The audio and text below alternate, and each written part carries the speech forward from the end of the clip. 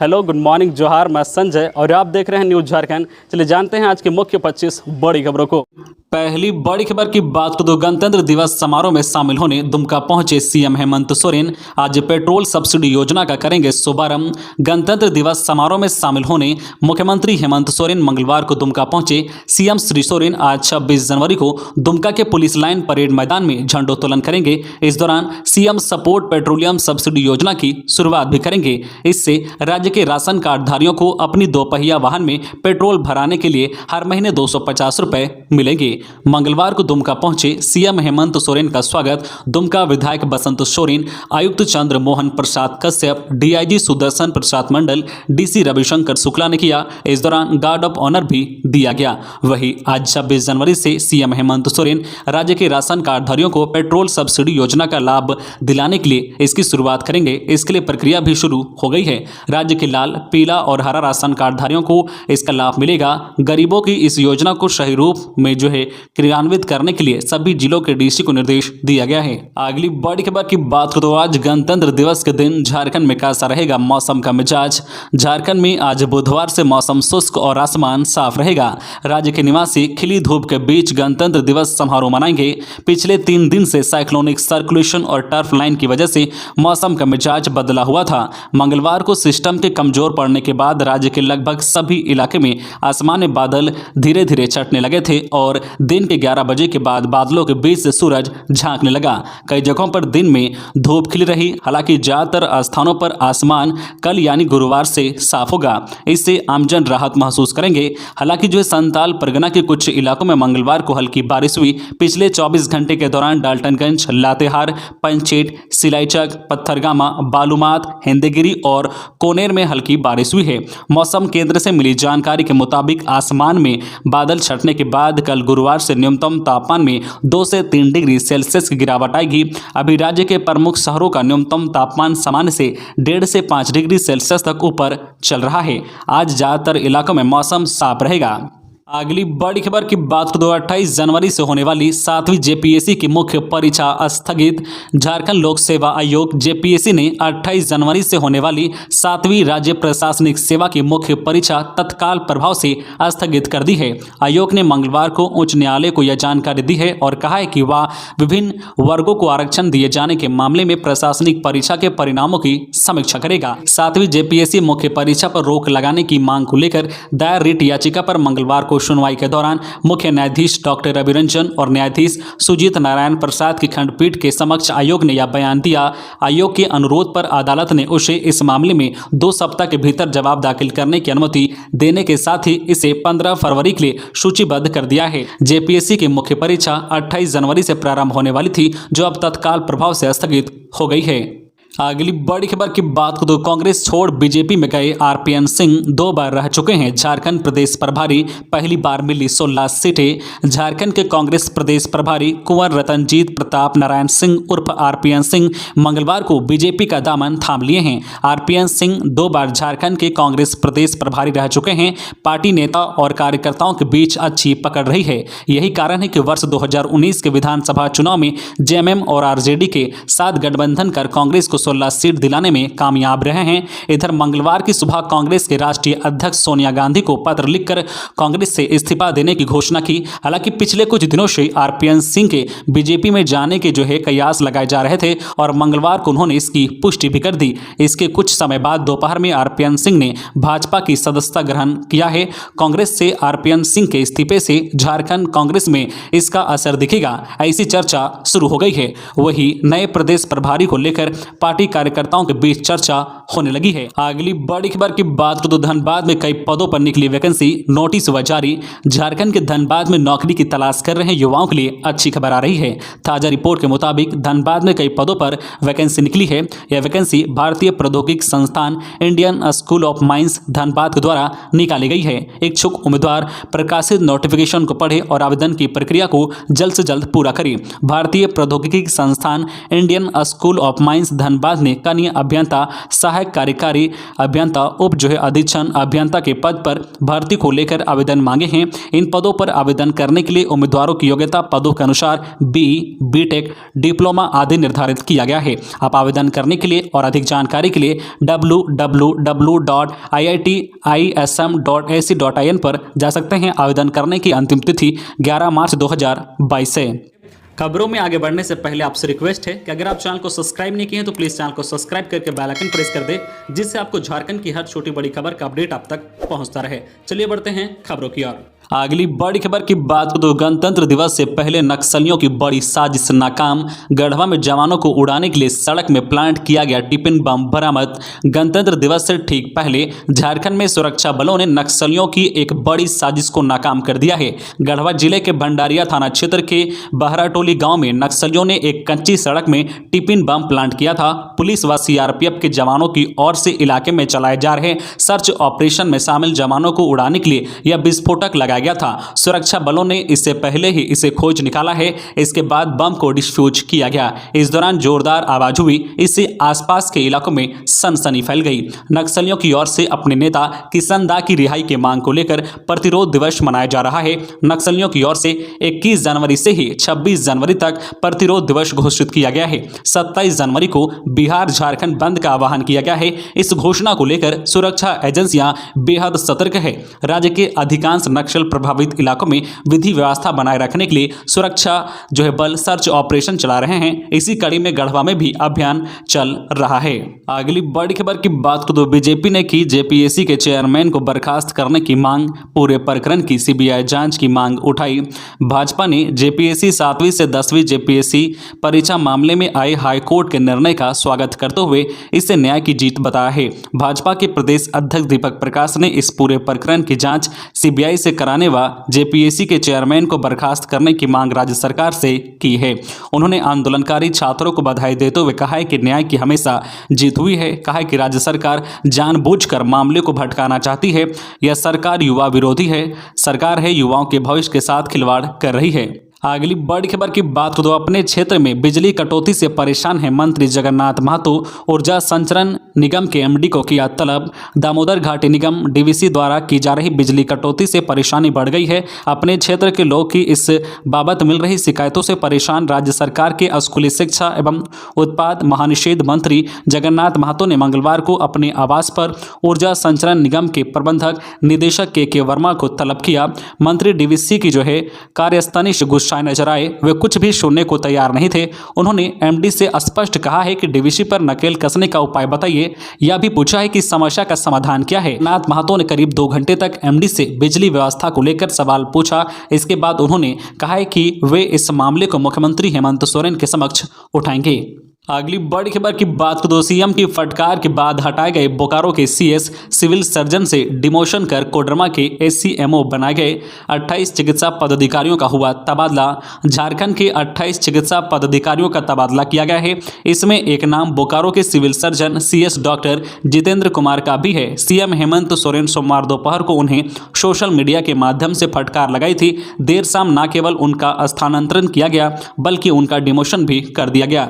Doctor Jitendra को बोकारो से हटाकर कोडरमा के सदर अस्पताल में चिकित्सा पदाधिकारी के रूप में नियुक्त किया गया है। इसके अलावा अपर मुख्य चिकित्सा पदाधिकारी का अतिरिक्त प्रभार भी दिया गया है। डॉक्टर जितेंद्र अगस्त में बतौर CS पदभार ग्रहण किए थे। इससे पहले जरूरी दवा की बर्बादी करने के मामले में भी उनकी लापरवाही सामने आई थी। इनके अलावा राज्य सरकार ने 28 चिकित्सकों को स्थानांतरण पदस्थापन किया है। अगली बड़ी खबर की बात करें तो भोजपुरी मगही को क्षेत्रीय भाषा में शामिल करना षड्यंत्र।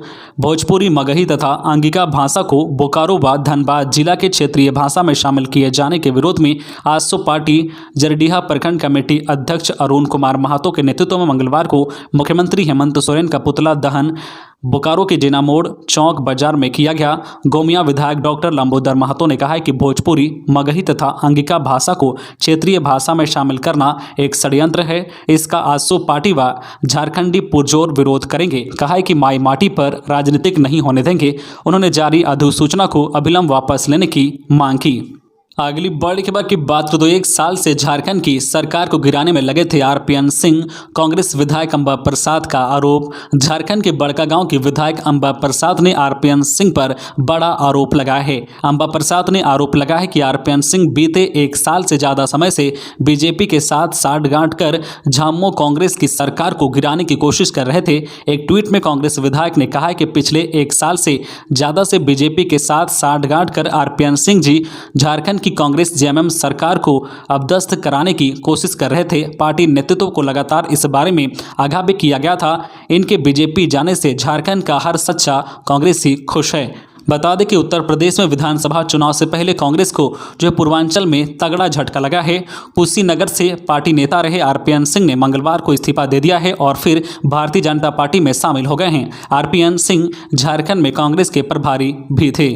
अगली बड़ी खबर की बात करें तो बोकारो में सुरक्षा बलों और नक्सलियों के बीच मुठभेड़, सैकड़ों राउंड गोलियां चली। झारखंड के बोकारो जिले के गोमिया थाना क्षेत्र के अति नक्सल प्रभावित एवं झुमरा पहाड़ से निकट धनदरवा जंगल में सोमवार की रात पुलिस एवं नक्सलियों के बीच मुठभेड़ हुई। अनुमंडल पुलिस पदाधिकारी सतीश चंद्र झा ने मंगलवार को बताया कि सूचना मिली थी कि धनदरवा जंगल के पहाड़ पर कुछ नक्सली छिपे हुए हैं। इसी आधार पर त्वरित कार्रवाई करते हुए देर रात बोकारो जिला पुलिस एवं केंद्रीय रिजर्व बल जो है सीआरपीएफ की 26वीं बटालियन के जवानों ने संयुक्त रूप से नक्सलियों की घेराबंदी की। श्री झा ने बताया कि सुरक्षा बलों को देखते ही नक्सलियों ने गोलीबारी शुरू कर दी। इसका जवानों ने मुंह तोड़ जवाब दिया है। मुठभेड़ में सुरक्षा बलों की ओर से 500 राउंड गोलियां चलाई गई। हालांकि सुरक्षा बलों को भारी पड़ता देख नक्सली अंधेरे का लाभ उठाकर भाग निकले। मुठभेड़ में किसी की हताहत होने की सूचना नहीं है। मुठभेड़ के बाद मंगलवार की सुबह से जंगल में जो है पुलिस एवं सीआरपीएफ सर्च ऑपरेशन चलाया जा रहा है।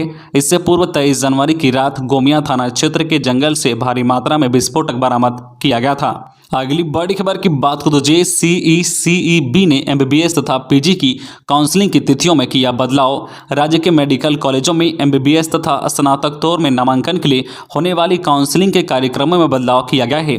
झारखंड संयुक्त प्रवेश प्रतियोगिता परीक्षा पार्षद ने केंद्र की मेडिकल काउंसलिंग कमेटी द्वारा राज्यों में काउंसलिंग की तिथियां निर्धारित किए जाने के बाद इसमें संशोधन किया गया है। इसके तहत अब राज्य के मेडिकल कॉलेजों में एमबीबीएस में नामांकन 19 फरवरी के बजाय 7 फरवरी तक ही होगा। वहीं पीजी मेडिकल में नामांकन 2 फरवरी तक होगा। अब काउंसलिंग की सारी प्रक्रियाएं पूर्व निर्धारित तिथियों से पहले होगी। अगली बड़ी खबर की बात करें तो आरपीएन के भाजपा में शामिल होने के बाद पूर्णिमा बोली, भविष्य बताएगा फैसला सही या गलत। संतोष ने साधा निशाना। कांग्रेस के राष्ट्रीय महासचिव और झारखंड में पार्टी के प्रभारी आरपीएन सिंह भाजपा में शामिल हो गए हैं। जो सिंह ने मंगलवार को नई दिल्ली में भाजपा की सदस्यता ली है।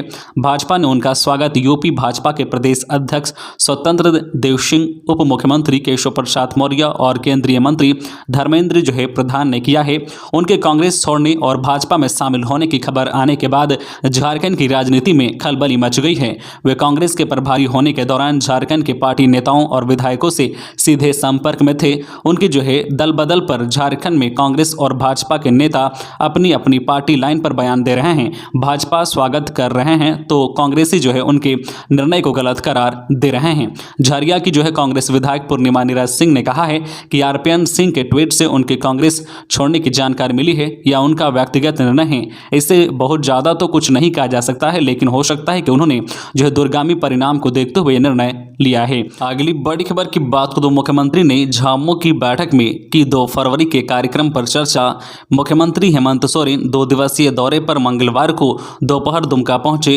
मुख्यमंत्री 26 जनवरी को गणतंत्र दिवस पर उपराजधानी में झंडोत्तोलन करेंगे। हवाई अड्डे से मुख्यमंत्री हेमंत सोरेन सीधे शिबू सोरेन आवास पहुंचे, जहां झामुमो की प्रमंडलीय बैठक में भाग लिया। बैठक 2 फरवरी को दुमका में होने वाले झामुमो स्थापना दिवस समारोह की तैयारी को लेकर हुई। बैठक प्रत्येक वर्ष जनवरी महीने में होती है। इस बैठक में शामिल होने के लिए संताल परगना के लगभग सभी विधायक और झामुमो के मंत्री पहुंचे। दरअसल 2 फरवरी को झारखंड मुक्ति मोर्चा का स्थापना दिवस मनाया जाता है, जिसमें भारी संख्या में झामुमो के कार्यकर्ता दुमका के गांधी मैदान पहुंचते हैं और देर रात तक चलने वाले इस आयोजन में सभी कार्यकर्ता शिबू सोरेन के दिशा निर्देशों का पालन करते हैं। अगली बड़ी खबर की बात करें तो थाने से करीब 1.5 किलोमीटर की दूरी पर चलती थी मिनी शराब फैक्ट्री। पुलिस ने रात में की छापेमारी। 26 जनवरी से एक दिन पहले सरायकेला के गम्हरिया पुलिस ने जिले में बड़ी कार्रवाई की है, जहां कुछ दिन पहले सरायकेला पुलिस के हाथों 10 लाख रुपए के इनामी नक्सली को जेल भेजा गया है। लगातार अपराध पर अंकुश लगाने के लिए सरायकेला पुलिस जो तत्पर दिखाई दे रही है, जिसका उदाहरण गम्हरिया थाना ने साबित करके दिखाया है। झारखंड के सबसे बड़े औद्योगिक जिले सरायकेला के गम्हरिया थाने से 1.5 किलोमीटर की दूरी पर एक मिनी शराब फैक्ट्री चल रही थी, जिसकी सूचना थाना प्रभारी इंस्पेक्टर राजीव कुमार सिंह को सूत्रों से मिली थी।